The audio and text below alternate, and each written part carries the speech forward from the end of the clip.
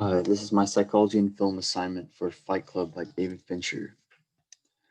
The main character of the film, portrayed by Edward Norton and simply referred to as the narrator, is an everyday man at the start of the story. He finds himself to be the doormat of big corporations, constantly being sent from business trip to business trip with no real purpose in life.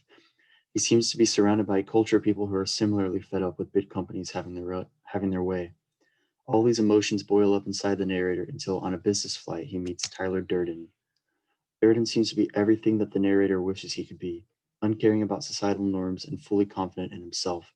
Together, arguably by accident, the two manage to band together a ragtag group of insurgents called Fight Club. These will eventually work to overthrow corporate elites. But after the operation goes a bit further than the narrator intended, he confronts Tyler, who has taken complete control of Fight Club. He is unable to find him, and after some strange interactions with his subordinates, he discovers that Tyler Durden doesn't actually exist.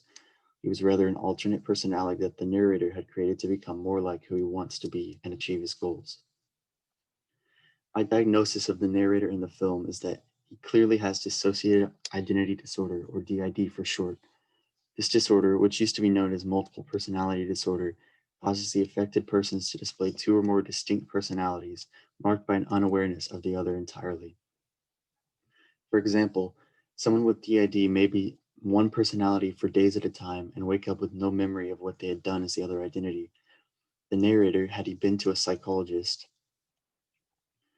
likely would have been diagnosed with the exact same thing.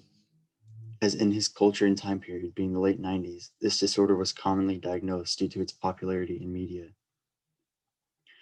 I believe DID is diagnosed in most cultures with modern science. However, it may be used sparingly in places like America, as some people dispute if this disorder is entirely real.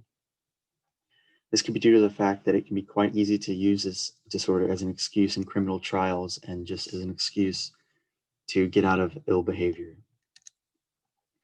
The evidence for him having this disorder is that the two symptoms the narrator displays in the movie Fight Club are large memory gaps and dissociative episodes. For example, before the audience is shown that Tyler Durden isn't actually real, we witness the narrator speaking to and viewing from afar Tyler, though their identities are really one and the same. Similarly, sometimes the narrator will fall asleep and wake up days later, having little to no idea what happened. It is later revealed that during these periods of sleep, he was actually acting as Tyler Durden, just without knowing. The one symptom the narrator never experiences, though, is hearing a child cry, although he does sometimes hear things that aren't there. Though dissociative personality disorder can't be cured per se, it can effectively be treated through psychotherapy.